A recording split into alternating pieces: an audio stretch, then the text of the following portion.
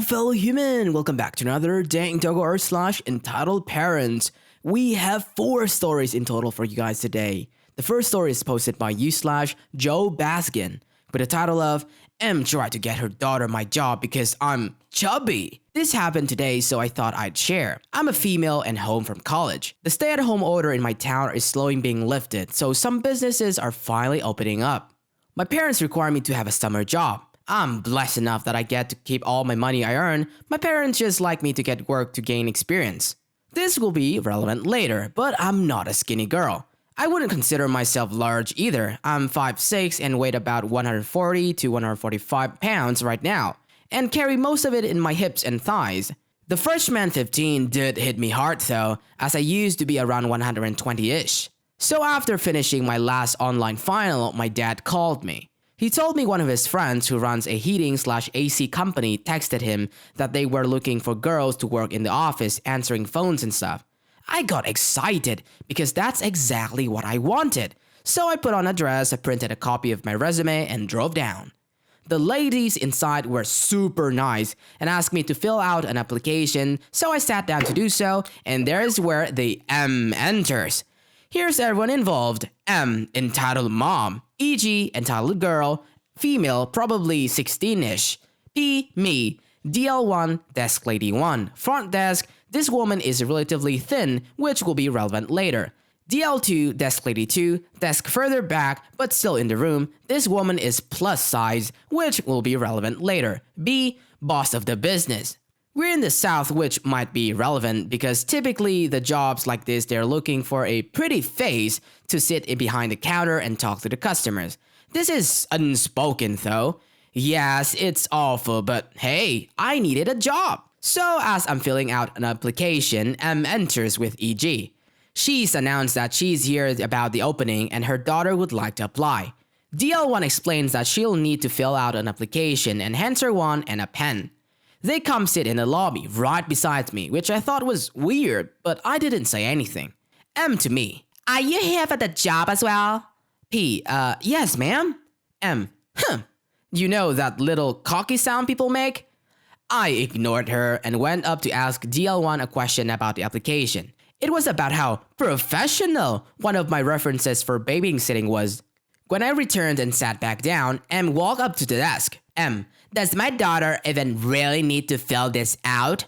DL1, it's protocol. Boss will look at the applications and decide who to call for an interview. M, is he here? I'm sure he could see my daughter. He'd know who he wanted to call. Haha.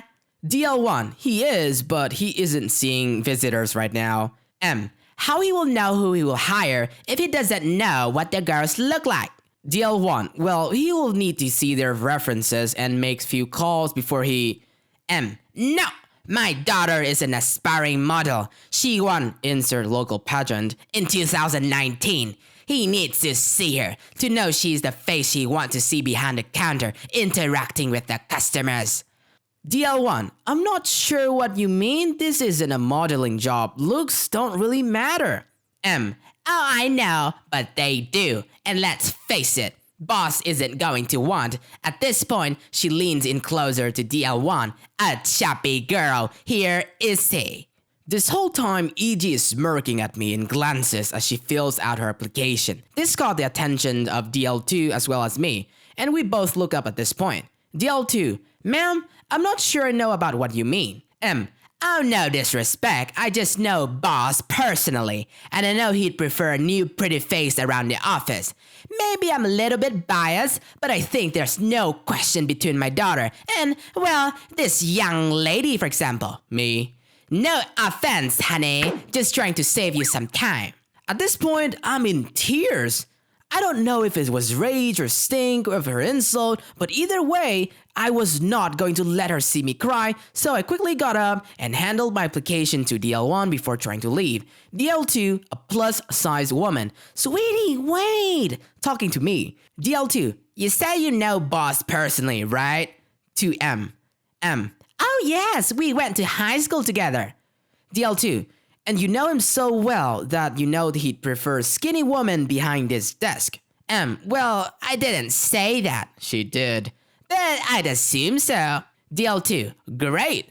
Well, I'm his wife. And I've worked behind this desk almost 15 years now, and as you can see, I could probably drop a few, and I take personal offense to what you're saying about my husband and to this young lady. So I would like you to wait in the car while your daughter fills out her application. M and EG both stormed out at this point. EG took application, so I don't know if she will apply or not. But both women behind the counter told me that M was a tramp, and they'd vouch for me with the boss, so I'm hopeful that I got the job. What? Karen just body shame others right in their face in front of someone she didn't even know that well. Wow.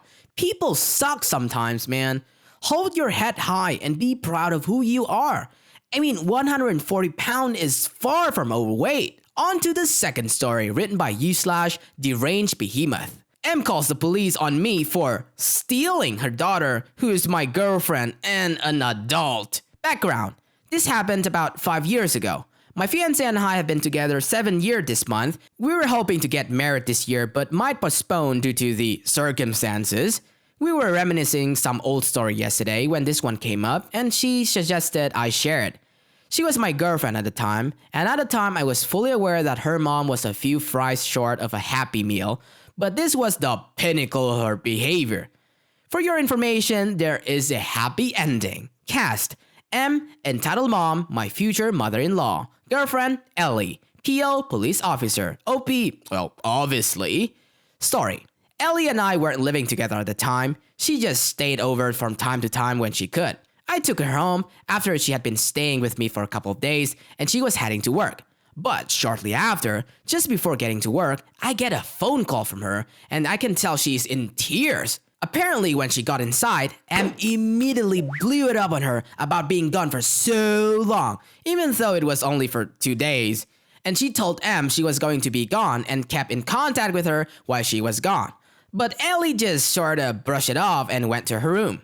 M's house was pretty much your stereotypical crazy cat lady house. House was badly decaying, cats all over the place, going to the bathroom in random places and whatnot. And when Ellie gets to her room, she realizes while she was gone, the cat pissed and pooped all over the pile of her clean clothes. But whatever, Ellie decided to just bag them up and she would wash them next time she came to my place. Her mom didn't have a functioning washer at the time, and apparently that really set M off. M apparently thought Ellie was bagging her clothes because she was planning to go back to my place that night to stay another few days. So she stomped into her room, grabbed the bag, ripped it open, and flung the clothes all over the room along with the cat poop and piss while screaming at Ellie that she's not going anywhere.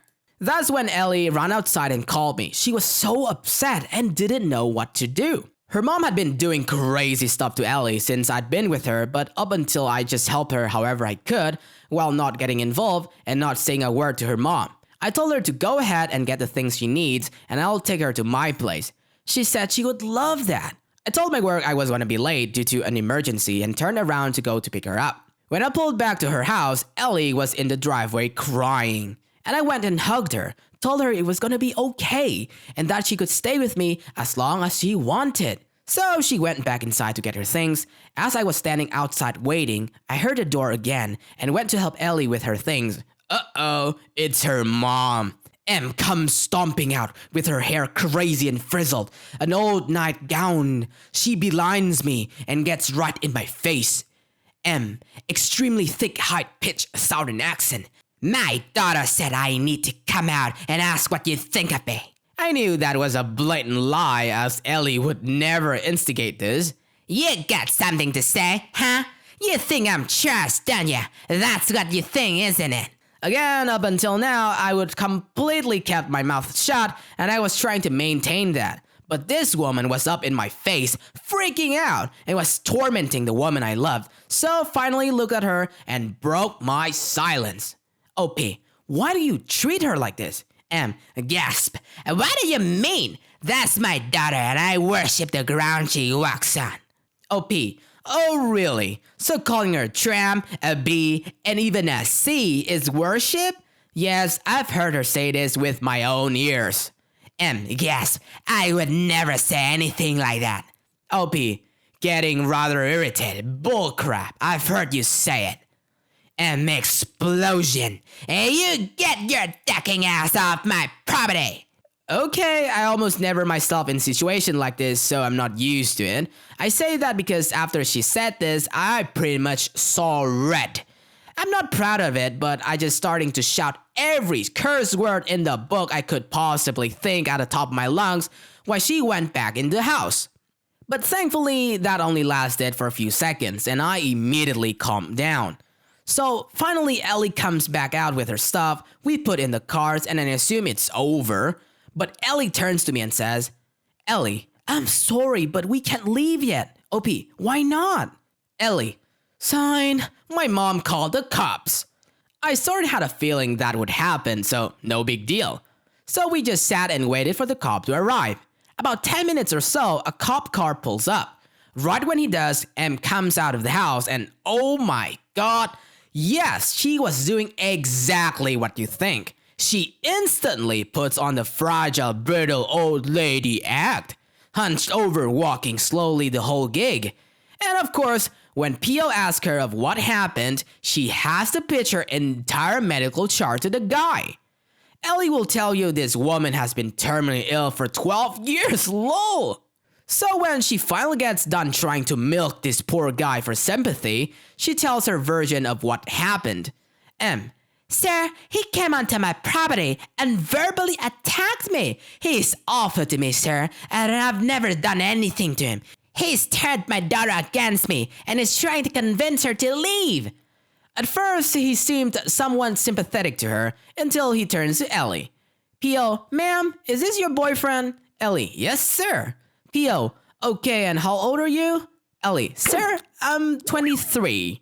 This was my favorite part because the officer looked up from his notepad with a look of, wait, what? Obviously, he was thinking Ellie was a minor or something based off how M was acting, but quickly realized just what he was dealing with. Eventually, he turns to me. P.O., okay, sir, please give me your version of what happened. I did so.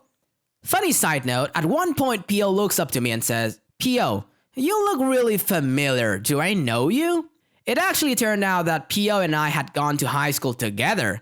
Once we recognized each other, we laughed and shook hands very briefly. This was hilarious because out of the corner of my eye, I see M has a big skull on her face as she sees me getting friendly with P.O. But anyway, P.O. puts his notepad away and turns to me. And just FYI, he says the following with this heavy tone of, I know that you're fully aware of this and I don't believe you're in the wrong at all, but I have to say this as a formality. P.O. Well, OP, she doesn't want you on the property, so be aware that if you came back here, you technically can be charged with trespassing. Do you understand this as I've explained it? OP. Absolutely, sir. M. But sir, I want to press charges. P.O. He didn't do anything illegal, ma'am. M. But he verbally assaulted me. P.O. I understand that, and while that was ill-advised, he slightly turns to me and gives me a small gesture with his hands, and I nod in agreement. It's not something I could arrest him for. He agrees he will not come back on your property without your direct permission. M. Ugh. Okay, fine. Whatever. Ellie, come back inside. Ellie, what? No. M. You heard the P.O. OP's leaving, and you're staying here. P.O. Whoa, ma'am. I didn't say that at all. M. But. P.O. Your daughter is not a child, ma'am. She's a full-grown adult. She has every right to go wherever she wants. M. I'm her mother. She lives under my roof. I told her she needs to stay here, so she needs to stay. P.O. No, ma'am. That's not how it works. If she wants to stay with a boyfriend, there's absolutely nothing you can do to stop her. M starts fake crocodile tears and stomps in the house in defeat. Ellie and I thanked the officer, got in the car and left. We've been living together ever since. The happy ending. Believe it or not, M isn't really much of an M anymore. Over the years since that day, M has actually decided to make an effort to try and improve herself. And I guess she realized that if she didn't make any changes, she would lose her relationship with Ellie. So M started taking advantage of her medical coverage and went to see her psychiatrist and got medicine for her mental illness she actually had, as opposed to the one she would make up. Since then, well, she has actually gotten way better. She takes her medicine regularly and has a boyfriend that is extremely kind man and treats Ellie as though she were his own daughter. So basically, M isn't really an M anymore. We actually get along very well, and we can see them frequently, and then we help each other out whenever we can. We actually look back on the earlier years when she was in fact an M and laugh. So not only is everybody getting along well, we can actually share the cringe stories and happily laugh about them. It's actually refreshing to see Karen redeem herself after so many years. And the ironic thing is that this specific entitled mother in the story did in fact suffer from mental illness, unlike other Karens out there who are just some narcissists with gigantic ego. On to the final story shared by /PodCollege21. 19 years old has no privacy from her parents. So I decided I wanted to order myself a personal massager on Amazon. Got myself a nice little bedroom toy, literally just a small piece of silicone shaped like a prostate. That's it. It arrived at my house and I took it to my room, my mom and sister begging to know what it was inside. I told them this is private, it's something only for me. My mom goes, "Well, if it's something you're not supposed to have." She probably would consider a bedroom toy to something to be too adult for me, unfortunately. I told her she's just gonna have to trust me on that, and that I wouldn't stupid as to have something illegal shipped directly to my house. Mom, "But you don't get to have any privacy from your mother." Very small, stupid phrase, but it kind of scared me. At what age do I become my own person? They still don't know I have it as they finally let it go, but it put me on the edge. And she wonders why I don't have full trust in her. Feel it's also worth mentioning that she finally sat me down to have the talk about a month before I left for college. Had to break it to her that I, in fact, already been sexually active, which she took as a personal insult. Not quite sure why she's so obsessed with my body, especially my private parts. Well, some parents just feel that their kids don't ever deserve privacy. And it's funny how she said that OP didn't trust her, but she didn't trust OP either. That's it for today, fellow humans. Thanks for watching. Dank Doggo appreciates your time. If you enjoy our content and want to see more of us, stay tuned and subscribe. Don't forget to smash that like button and ring the bell, or Doggo will cry. Also, you can always tell us your friendly neighbor doggo your experiences in the comment section. I will catch up with you guys later in the next video.